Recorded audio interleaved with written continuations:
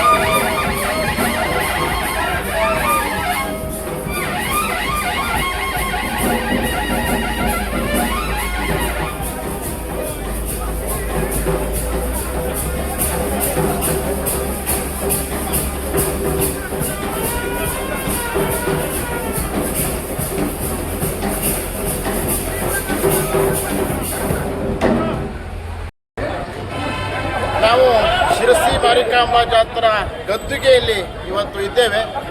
ಇಲ್ಲಿ ಬಹಳ ವಿಶೇಷವಾಗಿರ್ತಕ್ಕಂತಹ ಆಕರ್ಷಣೆ ಅಂತಂದರೆ ಶಿರಸಿ ಮಾರಿಕಾಂಬಾ ದೇವಸ್ಥಾನದಲ್ಲಿ ಇರುವಂತಹ ಕೋಣ ಏನಿದೆ ಅದನ್ನು ಪಟ್ಟದ ಕೋಣ ಅಂತೇಳಿ ಕರೀತಾರೆ. ಜಾತ್ರೆಯಲ್ಲಿ ಅತ್ಯಂತ ಪ್ರಮುಖವಾಗಿರ್ತಕ್ಕಂತಹ ಪಾತ್ರವನ್ನು ವಹಿಸುವಂಥದ್ದು ಕೋಣ. ನಾವು ದೃಶ್ಯಗಳಲ್ಲಿ ನೋಡ್ತಾ ಇದ್ದೇವೆ. ದೊಡ್ಡ ಆನೆಯ ಗಾತ್ರದಲ್ಲಿರ್ತಕ್ಕಂತಹ ಪಟ್ಟದ ಕೋಣ ಇದು. ತುಂಬ ಜನಗಳಲ್ಲಿ ನಾವು ಮೊದಲಿಂದ ಕೂಡ ಹೇಳ್ತಾ ಬಂದಿದ್ದೇವೆ, ಕ್ಲಾರಿಟಿಯನ್ನು ಕೊಡ್ತಾ ಬಂದಿದ್ದೇವೆ. ತುಂಬ ಜನರಲ್ಲಿ ಇವತ್ತಿಗೂ ಕೂಡ ನಮಗೊಂದು ಪ್ರಶ್ನೆಯನ್ನು ಕೇಳ್ತಾರೆ, ಜಾತ್ರೆ ಸಂದರ್ಭದಲ್ಲಿ ಕೋಣವನ್ನು ಬಲಿ ಕೊಡ್ತಾರೆ, ಕೋಣವನ್ನು ಕಡಿತಾರೆ ಅನ್ನುವಂತಹ ಪ್ರಶ್ನೆಗಳನ್ನು ಅನೇಕ ಜನ ಕೇಳ್ತಾರೆ.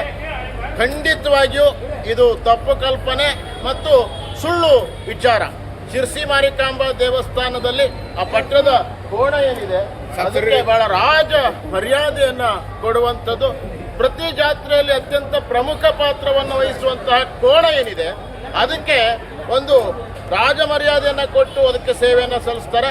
ಅದು ಯಾವುದೇ ಕಾರಣಕ್ಕೂ ಕೋಣವನ್ನಾಗಲಿ ಅಥವಾ ಯಾವುದೇ ಪ್ರಾಣಿ ಬಲಿ ಶಿರಸಿ ಮಾರಿಕಾಂಬಾ ಜಾತ್ರೆಯಲ್ಲಿ ಇರೋದಿಲ್ಲ. 1938ರಲ್ಲಿ ಮಹಾತ್ಮ ಗಾಂಧೀಜಿಯವರು ಕರೆ ಕೊಟ್ಟಿರ್ತಕ್ಕಂಥ ಹಿನ್ನೆಲೆಯಲ್ಲಿ ಅಲ್ಲಿಂದ ಇಲ್ಲಿ ತನಕ ಕೂಡ ಯಾವುದೇ ಪ್ರಾಣಿ ಬಲಿ ಶಿರಸಿ ಮಾರಿಕಾಂಬಾ ಜಾತ್ರೆಯಲ್ಲಿ ನಡೆಯೋದಿಲ್ಲ. ಜೊತೆಗೆ ಕೋಣದ ರಕ್ತವನ್ನು ಸಿರಿಂಜಿಂದ ತೆಗಿತಾರೆ ಅನ್ನುವಂಥ ಮಾತುಗಳನ್ನು ಕೂಡ ಹೇಳ್ತಾರೆ. ಅದೆಲ್ಲವೂ ಕೂಡ ಸುಳ್ಳು ವಿಚಾರ. ಇಲ್ಲಿ ಬಲಿ ನಡೆಯುವಂಥದ್ದು ಕೂಷ್ಮಾಂಡ ಬಲಿಯನ್ನು ಕೊಡ್ತಾರೆ. ಬಿಟ್ಟರೆ ಯಾವುದೇ ರೀತಿಯ ಕೋಣ, ಕುರಿ, ಕೋಳಿ ಯಾವ ಬಲಿಗಳು ಕೂಡ ಅಮ್ಮನವರ ಸನ್ನಿಧಿಯಲ್ಲಿ ಇರೋದಿಲ್ಲ. ಅದನ್ನು ಎಲ್ಲರೂ ಕೂಡ ಬಹಳ ಸ್ಪಷ್ಟವಾಗಿ ಅರ್ಥ ಮಾಡ್ಕೊಳ್ಬೇಕು. ನಾವು ದೃಶ್ಯಗಳು ನೋಡ್ತಾ ಇದ್ದೇವೆ. ಪಟ್ಟದ ಕೋಣಕ್ಕೆ ಪ್ರತಿ ದಿವಸ ಕೂಡ ನಿರಂತರವಾಗಿ ಅದನ್ನು ನೋಡ್ಕೊಳ್ಳೋದಕ್ಕೆ ಪ್ರತ್ಯೇಕವಾಗಿರ್ತಕ್ಕಂತಹ ಟೀಮ್ ಇದೆ ದೇವಸ್ಥಾನದ ವತಿಯಿಂದ. ಅವರು ಇದನ್ನು ನೋಡ್ಕೊಳ್ಳುವಂಥದ್ದು. ಜಾತ್ರಾ ಸಂದರ್ಭದಲ್ಲಿ ಮಾತ್ರ ಮೇತ್ರಿ ಕುಟುಂಬದವರಿಗೆ ಇದನ್ನು ವಹಿಸ್ತಾರೆ.